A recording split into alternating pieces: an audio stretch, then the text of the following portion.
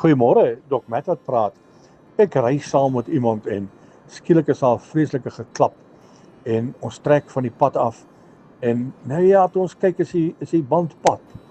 Links agter plat is die band.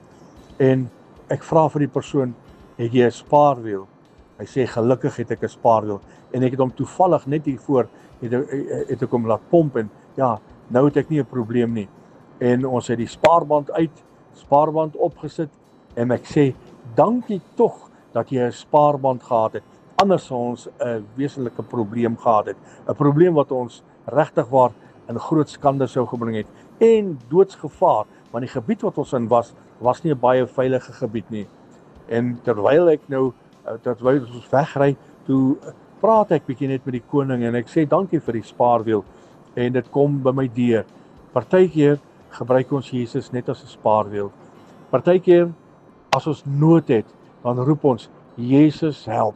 Het jy al gehoor die Amerikaners as iets gebeur, die eerste woorde wat hulle uiter is, oh my God.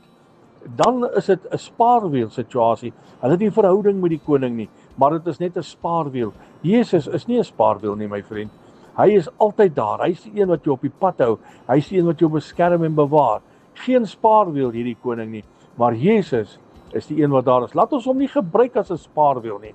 Laat ons hom nie gebruik net in noodsituasies nie, maar laat ons altyd maar Jesus die eer en die lof en die aanbidding gee vir dit wat hy vir ons doen, dit wat hy vir ons beteken. Herlewingsgroete.